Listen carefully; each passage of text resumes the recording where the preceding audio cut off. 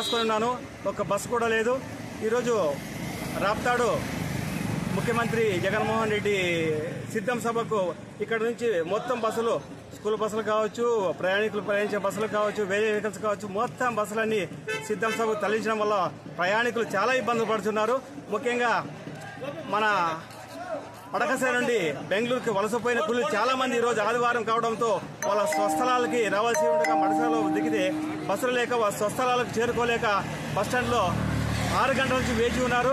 అలాగే హిందూపురం పోయి చాలా మంది పేషెంట్లు అనారోగ్యంతో బాధపడుతూ హిందూపురం పోవాలంటే బస్సులు కానీ వేరే వెహికల్స్లు కానీ లేక ప్రయాణికులు ఇబ్బంది పడుతున్నారు.